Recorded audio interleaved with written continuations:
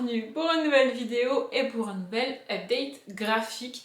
En vrai je me rends compte qu'à partir de maintenant et en vrai à partir du dernier update lecture, il n'y aura pas de surprise dans les updates ni graphiques ni lecture parce que ce sont les livres que j'ai lus en octobre, que j'ai vlogué tout le mois d'octobre et que donc vous les avez forcément déjà vus.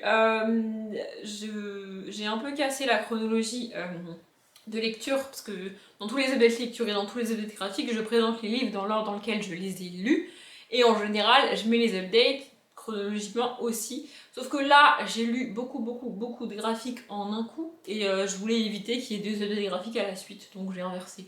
C'est pas très important en vrai, mais du coup là on a globalement quasiment que des livres que j'ai lus sur le week-end d'Amil que j'ai fait en octobre, enfin le week-end d'Amil que j'ai fait le week-end d'Amil que j'ai foiré, on peut le dire, hein. Enfin je veux dire, à un moment donné, je ne lisais plus, donc je peux pas faire un week-end d'Amil si je ne lis plus, enfin, c'est compliqué. Bref, je les ai quand même lus, pas tout à fait pendant le temps du week-end d'Amil, mais je les ai quand même lus ces livres, c'est parti. Le premier c'est Disparition à Venise, et c'est le seul que j'ai pas lu sur le week-end d'Amil, enfin vous avez compris, bref. C'est le seul que j'ai lu avant, que j'ai lu au courant du mois d'octobre. En fait c'est un livre d'énigmes, un livre d'enquête. Donc ici on est à Venise, j'avais déjà lu Londres et j'ai Paris il me semble, je crois.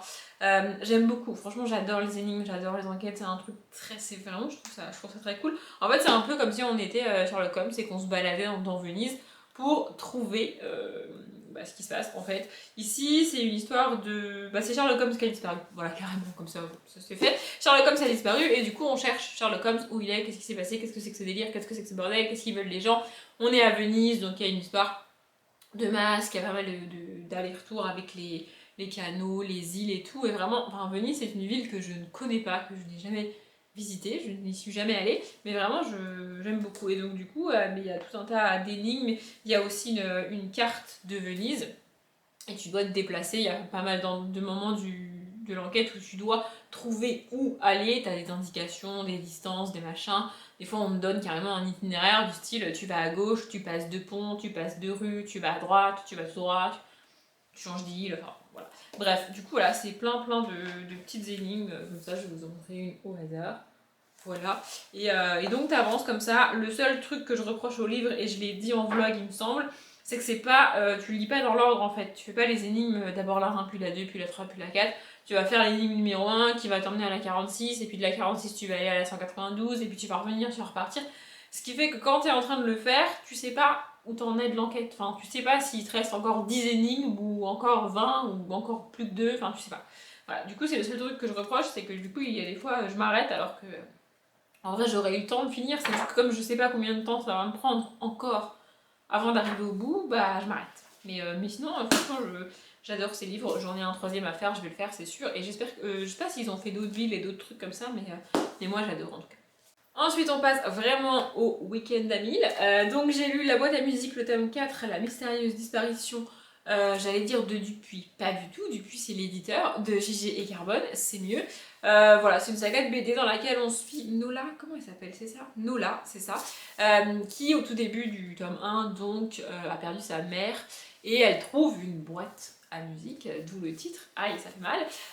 Elle trouve une boîte à musique et elle va découvrir que cette boîte à musique lui donne accès à tout un univers, tout un truc, et vraiment c'est génial. Cet univers est vraiment très cool, sauf que en fait chaque BD est vraiment comme un épisode, elle se suffit à elle-même, et je trouve ça dommage en fait que l'histoire soit pas... En fait je trouve que ça donne une histoire très, comment dire, peu développée en fait, parce que chaque histoire a un début, un milieu et une fin dans le tome et ne s'étend pas sur les autres tomes, et du coup ça donne des histoires très courtes, très petites et très peu développées, et je trouve ça vraiment dommage. Mais c'est une bonne saga, l'univers est vraiment très cool, le personnage principal est Nola, je l'aime beaucoup quoi, elle est vraiment très fun, et les dessins, surtout les couleurs sont vraiment très belles. Voilà, j'essaie de vous montrer, je ne sais pas ce que vous voyez. Et pour celui-ci, j'adore la couverture, je la trouve tellement belle. Voilà, et donc dans celui-ci, la mystérieuse disparition, il y a quelqu'un qui disparaît, et on cherche où elle est passée, qu'est-ce qui se passe, qu'est-ce que c'est que ce délire.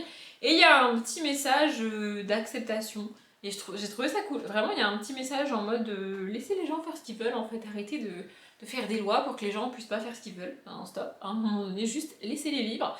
Vraiment, j'ai trouvé ça, c'était inattendu, mais c'était vraiment très cool. De mémoire, dans le Pumpkin, je l'avais mis dans la catégorie énigme, enquête et tout, et bah franchement, c'est pile poil là-dedans parce qu'il mène l'enquête pour retrouver cette personne, donc c'était parfait. Ensuite, on a un livre que j'ai acheté en octobre, que j'avais pas mis du coup dans ma palle d'octobre, mais que j'ai lu sur ce fameux pseudo week-end à 1000. Donc, Billy Brouillard, le tome 1, le don de trouble vue de Guillaume Bianco. Et ça a été un échec pour moi, vraiment. Donc, on suit un petit garçon. Je cherche son nom, il s'appelle Billy Brouillard, évidemment. Oui, je suis con. Donc on suit Billy Brouillard, qui est un petit garçon, il a une petite sœur, et en gros il fait des bêtises, il a un chien, il fait des petites découvertes, et on a des... En fait le livre, c'est voulu par l'auteur, hein, vraiment, c'est le but du livre, c'est comme ça que c'est construit, c'est pleinement conscient.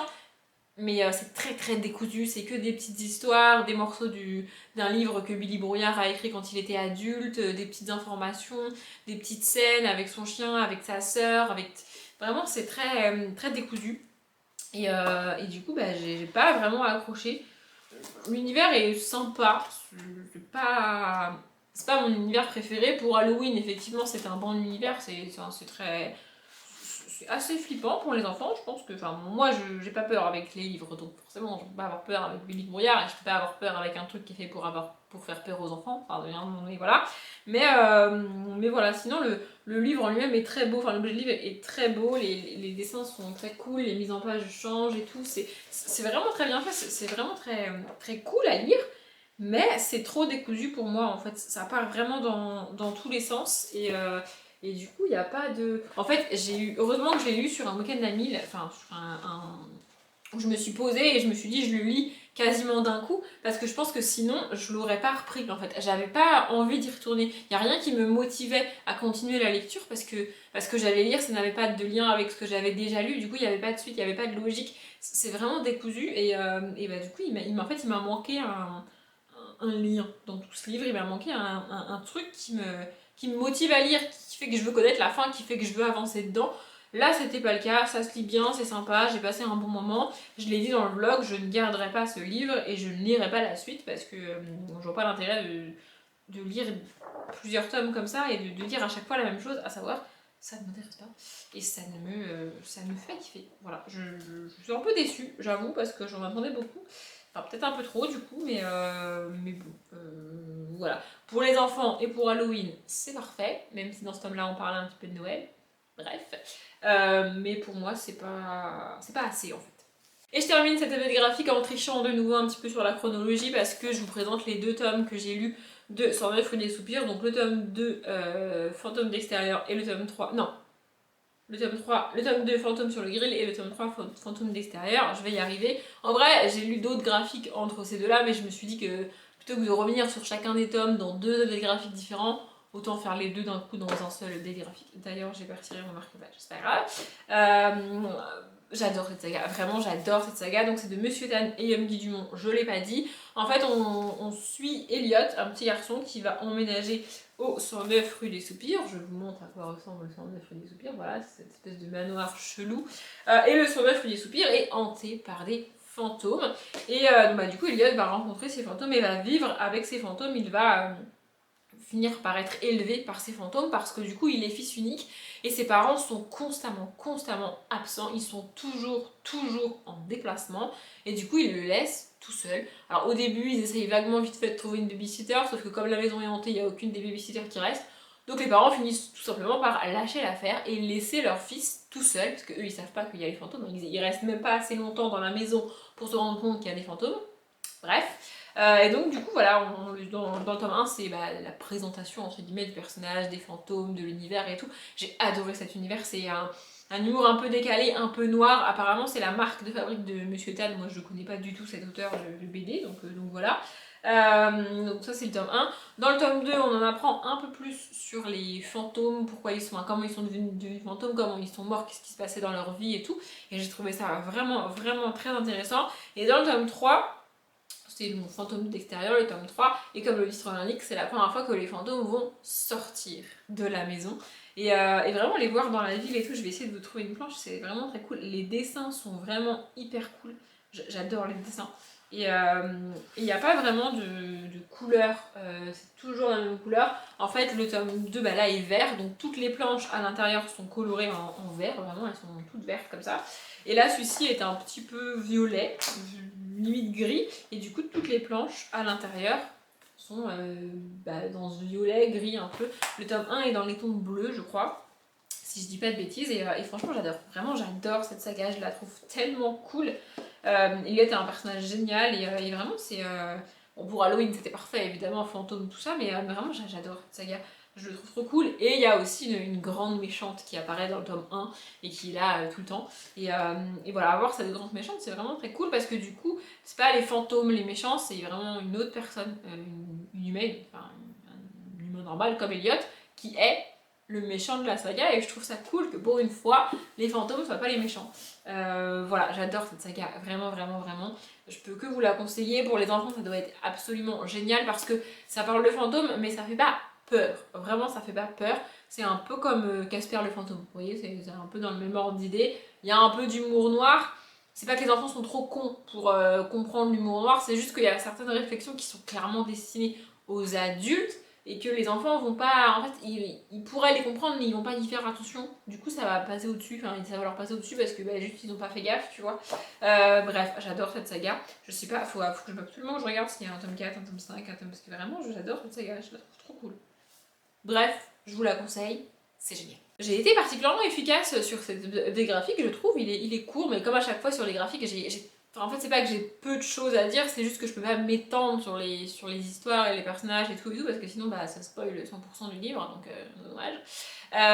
Mais bref, voilà, je suis contente d'avoir réussi à tenir une année entière à faire des updates graphiques, parce qu'on arrive doucement sûrement à la fin de l'année, et que j'ai fait des updates graphiques toute l'année, j'ai lu des graphiques toute l'année. C'était un challenge, c'était pas une résolution en 2021, moi j'aime pas les résolutions, mais vraiment je suis contente. Je vais continuer l'année prochaine du coup. Faut que j'arrête de parler de l'année prochaine, ça me déprime, là on n'est pas encore en 2022, doucement. Bref, j'espère que cette vidéo vous a plu. Comme d'habitude, je vous souhaite une bonne journée, un bon après-midi, un bon appétit ou une bonne nuit, et je vous dis à bientôt.